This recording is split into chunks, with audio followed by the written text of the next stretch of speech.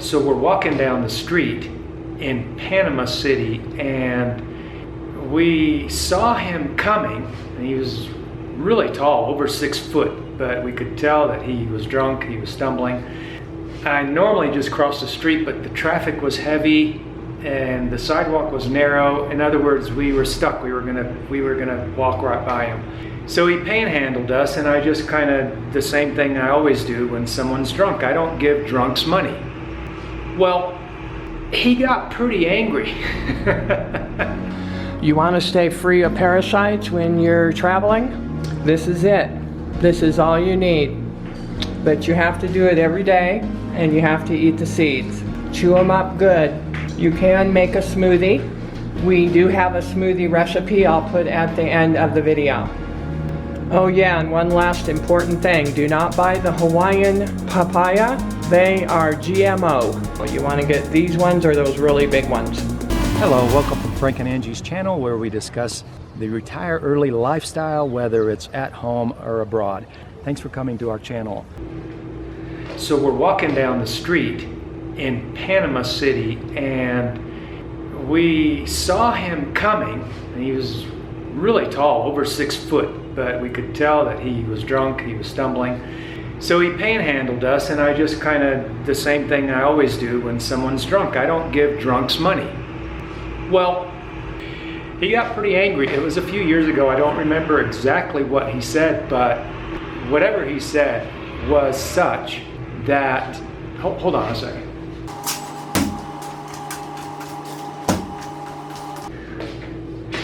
So whatever he said was such that it had me concerned for my safety. And he was much taller than me, and he seemed pretty angry. And so I did something out of my character. I reached in my pocket and gave him $1. And then of course everything was fine. And Angie later said to me, I can't believe you gave them the money. Why did you do that? And I said to her, you know, the way he was cussing us out and was angry and was turned around and was heading towards us, I was seriously concerned for our safety. Anyway, what's that got to do with tipping? Well, I had at the very opposite end of this kind of example, a situation when I was in my 20s, when I had started my career in business, and I had a very profitable business, and we took a vacation to Mexico. And we went to a really nice beachfront restaurant, and Mexico had just devaluated their peso, and it was super cheap. It was the first time we'd ever gone abroad. It was in the mid-'80s. And the thing is that in my teenage years, I worked as a busboy in restaurants. So, you know, this probably happens to other people that are in a field and then are dealing with people within that field. Like if you were a salesman and then you have a salesman come to your house, you kind of have a little empathy for him. So I had a little empathy for this guy, but it's not just that I had empathy. He did a really fabulous job. And it just reminded me of me when of course, when I was, I'd been a busboy both in the States and a waiter in Italy when I was a very young teenager. And of course in Italy, they teach you to be extremely thorough as a waiter. I mean, you go as far as cleaning a fish in front of them and mixing the salad dressing right there at the table. It's just really over the top.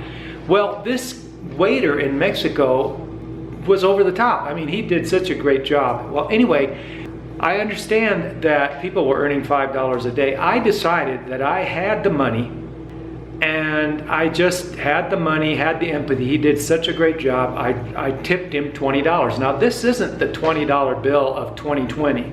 You know, this is the $20 bill of 1986.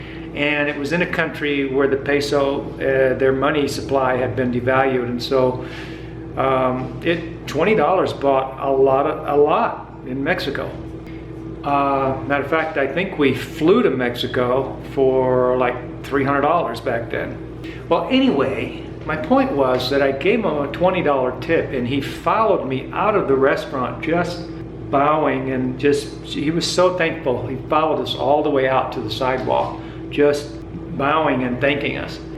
And I was in my 20s myself. As I said, I was successful, I had the money, and I just wanted to do a good thing. And I felt really proud of myself. I felt like I helped somebody in need, you know? And I don't want to take that away from people.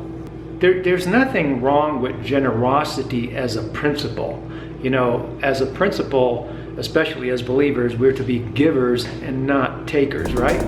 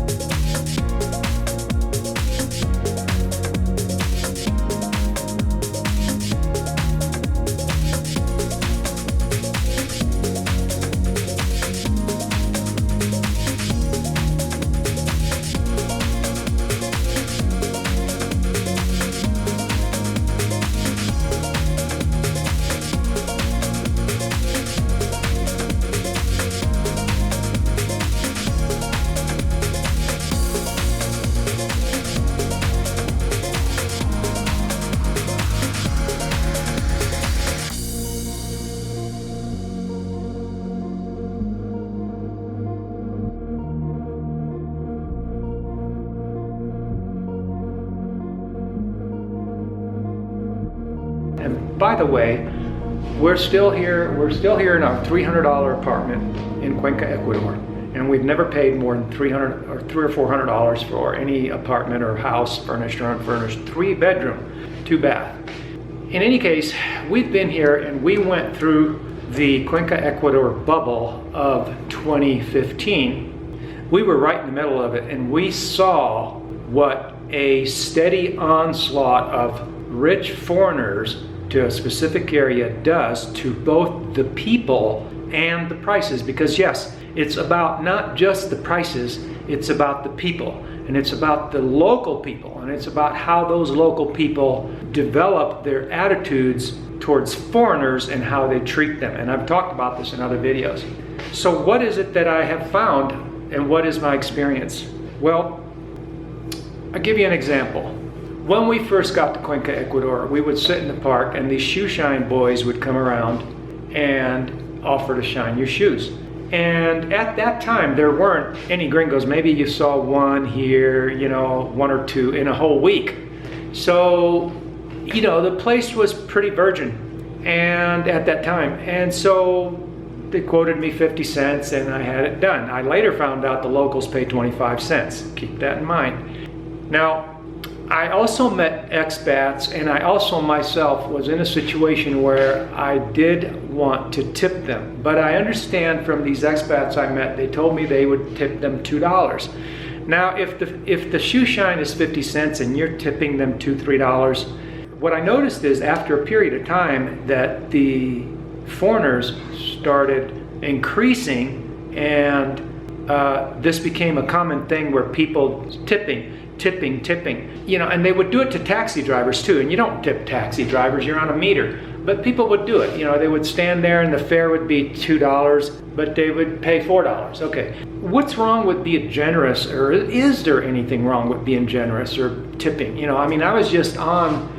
social media and somebody asked, hey, they've done a great job, I want to tip $20, and I want to tip $20, and this isn't 2020, $20, you know, and everybody's saying, oh yeah, you got to tip way more than that, and or $20 is great, you know. And tipping in general is, if you received good service or you feel like being generous, it's great, you know, givers not takers. The problem comes in when collectively as a group and in a large number over a period of time, it demonstrates to the locals something. It changes them.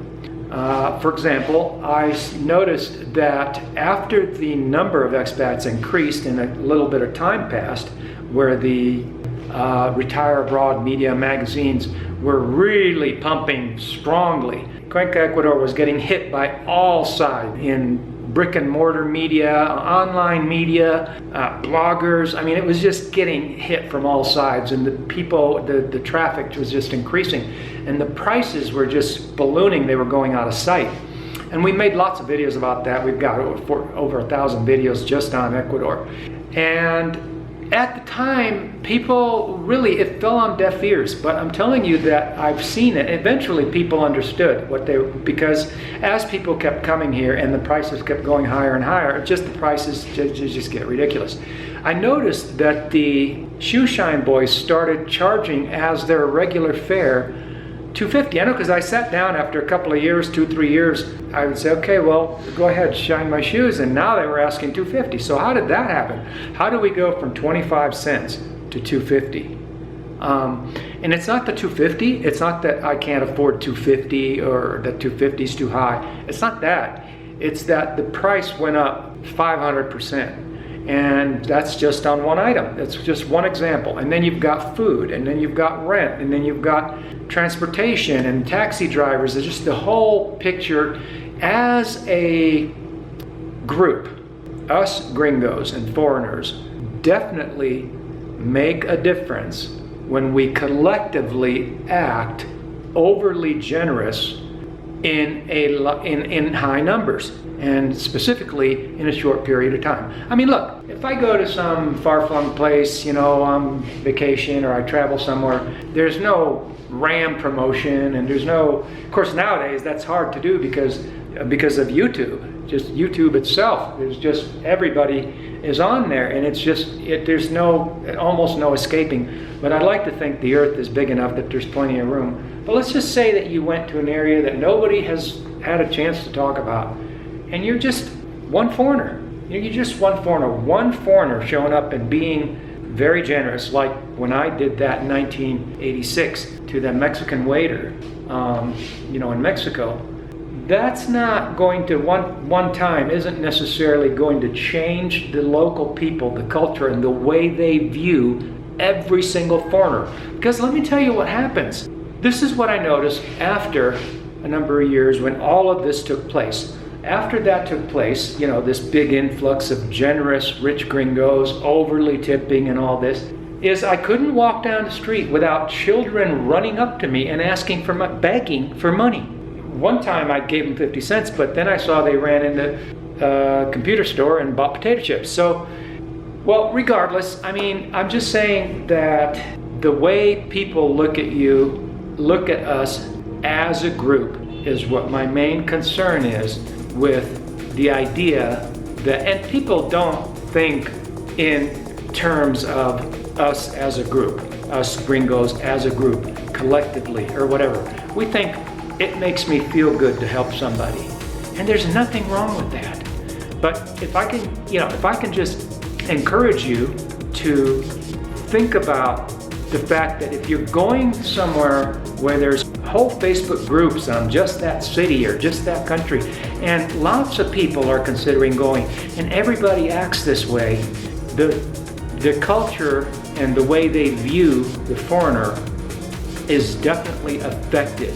And whether it's a good thing or not really such a good thing, you know, it's debatable. So thank you for watching the video, and you know, I hope I've encouraged you to maybe think a little bit more about how we affect local cultures collectively as a group, and how our behavior has everything to do with how we're treated as foreigners. Thanks for watching, and have a nice day.